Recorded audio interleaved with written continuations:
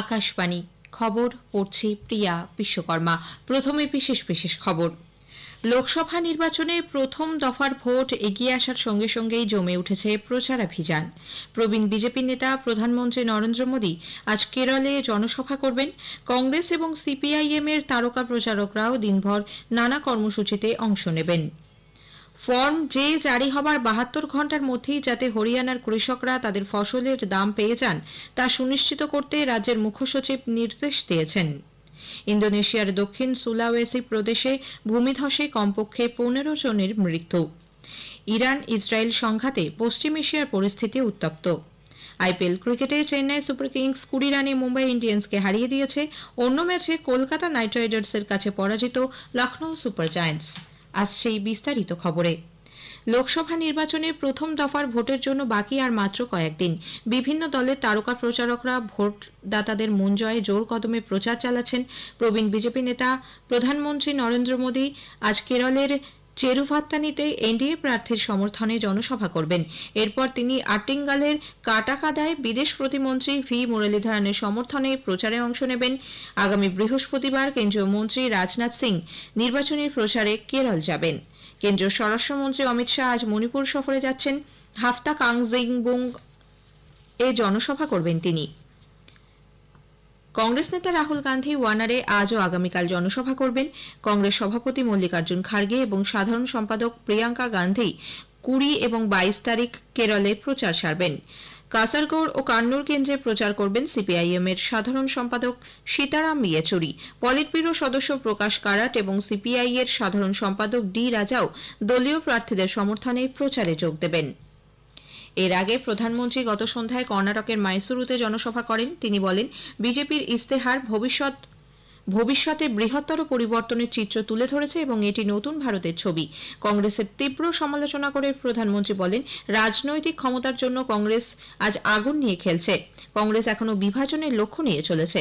এরপর তিনি বেঙ্গালুরুতে একটি রোড শোয়ে অংশ নেন। মধ্যপ্রদেশের নর্মদাপুরম জেলার পিপারিয়াতেও গতকাল প্রচার চালান প্রধানমন্ত্রী। তিনি বলেন, সামাজিক ও ডিজিটাল পরিকাঠামোর উন্নয়ন দলের সর্বোচ্চ অগ্রাধিকার। আধুনিক ভারত তৈরিতে বাবা সাহেব আম্বেদকরের অবদানকে শ্রদ্ধা জানাতে ডিজিটাল পেমেন্ট স্কিমের নাম দেওয়া হয়েছে ভীম ইউপিআই। প্রতিরক্ষা মন্ত্রী রাজনাথ সিং গতকাল পশ্চিমবঙ্গের আলিপুরদুয়ারে দলীয় প্রার্থীর সমর্থনে জনসভা করেন। আবাস যোজনা সহ বিভিন্ন ক্ষেত্রে তৃণমূল কংগ্রেস সরকারের বিরুদ্ধে দুর্নীতি ও হিংসার রাজনীতির অভিযোগে সরব হন তিনি। প্রবীণ বিজেপি নেতা কেন্দ্রীয় স্বরাষ্ট্রমন্ত্রী অমিত শাহ ছত্তিশগড়ের রাজনান্দগাঁও লোকসভা কেন্দ্রের খয়রাগ্রহে জনসভা করেন। তিনি বলেন, প্রধানমন্ত্রী নরেন্দ্র মোদীর নেতৃত্বে বিজেপি সরকার তৃতীয়বার ক্ষমতায় এলে ছত্তিশগড় নকশালবাদের সমস্যা থেকে মুক্তি পাবে। ये 10 साल के अंदर मोदी जी ने नक्सलवाद को पूरे देश से समाप्त किया है। एक उसकी पूंछ बची है सिर्फ छत्तीसगढ़ में। मैं आपको विश्वास दिलाता हूं, नक्सलवाद को हम छत्तीसगढ़ से समाप्त कर देंगे। গত এক দশকে সরকারের সাফল্যের কথা তুলে ধরে তিনি বলেন, দেশের বেশিরভাগ অংশ থেকে নকশালবাদ নির্মূল হয়েছে, ছত্তিশগড়েও তা হবে।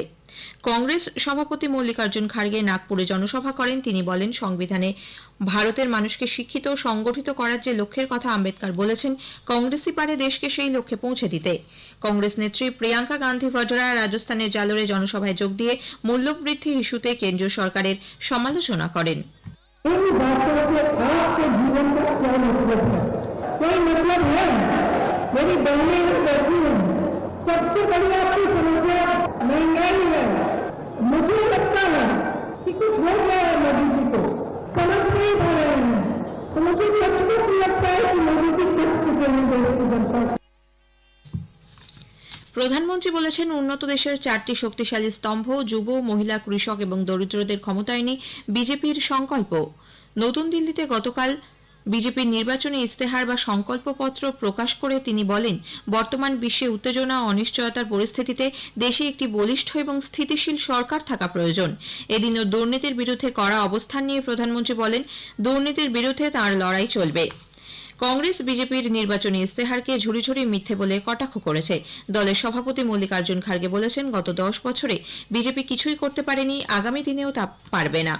আপ নেত্রী দিল্লির মন্ত্রী আতিশি এই ইস্তেহারকে জুমলাপত্র আখ্যা দিয়ে বলেছেন, প্রতি বছর 2 কোটি চাকরির প্রতিশ্রুতি দেওয়া সত্ত্বেও আজ দেশে বেকারত্বের সংখ্যা ভারতের ইতিহাসে সর্বোচ্চ। সিপিআইএম পলিট ব্যুরো সদস্য বৃন্দা কারাট একে সংকল্পপত্র নয় অপমানপত্র আখ্যা দিয়েছেন। তিনি বলেন, বিজেপি মানুষের রায়কে গত এক দশক ধরে অপমান করে চলেছে। Party which is the ruling party comes with a manifesto. It should first tell the people what they have achieved in implementing their previous promises. They have not done that.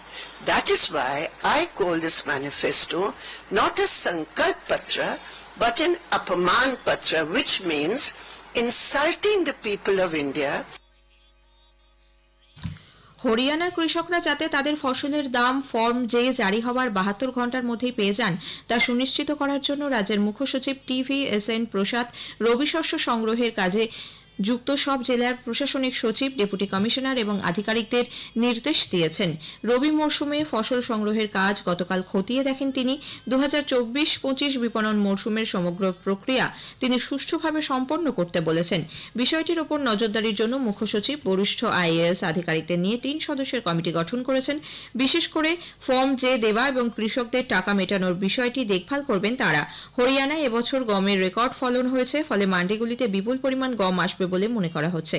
কৃষকরা যাতে কোনো রকম অসুবিধায় না পড়েন সেজন্য পুরোপুরি প্রস্তুত থাকতে আধিকারিকদের নির্দেশ দিয়েছেন তিনি।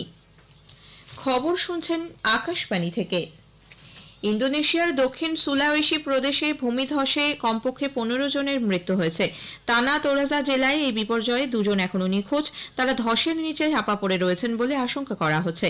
উদ্ধারকারী দল গতকাল সকালে 8 বছরের এক শিশুসহ 2 জনকে আহত অবস্থায় বের করে আনতে সক্ষম হন। নিখোঁজ ব্যক্তিদের সন্ধানে তল্লাশি চালাচ্ছেন সেনা, পুলিশ ও স্বেচ্ছাসেবীরা। গত সপ্তাহের তুমুল বৃষ্টির কারণেই এই ভূমিধস বলে মনে করা হচ্ছে। ইরান ইসরায়েল সংঘাতে পশ্চিম এশিয়ার পরিস্থিতি উত্তপ্ত। ইসরায়েলের দাবি, ইরানের 300টির বেশি ড্রোন এবং ক্ষেপণাস্ত্র ধ্বংস করেছে তাদের প্রতিরোধ ব্যবস্থা। এই আক্রমণের জবাব ইসরায়েল কিভাবে দিতে চাইছে তা এখনো স্পষ্ট নয়। তাদের সামরিক বাহিনী জানিয়েছে অল্প কিছু ড্রোন ও ক্ষেপণাস্ত্র দক্ষিণ ইসরায়েলের একটি সেনা ঘাঁটি সহ কয়েকটি জায়গায় আঘাত হেনেছে। এ মাসের গোড়ায় দামাস্কাসে ইসরায়েলি বিমান হানায় ইরানি সেনাকর্তাদের মৃত্যুর বদলা নেবার হুঁশিয়ারি দিয়েছিল তেহরান। মার্কিন রাষ্ট্রপতি জো বাইডেন বলেছেন, ইরানের ছোড়া প্রায় সবকটি ড্রোন ও ক্ষেপণাস্ত্র ধ্বংস করতে সাহায্য করেছে আমেরিকা। ইসরায়েল ইরান সংঘাতের প্রেক্ষিতে এয়ার ইন্ডিয়া ভারত ও ইসরায়েলের মধ্যে আন্তর্জাতিক বিমান পরিষেবা অনির্দিষ্টকালের জন্য বন্ধ রাখার কথা ঘোষণা করেছে। গতকাল থেকেই এই সিদ্ধান্ত কার্যকর হয়েছে।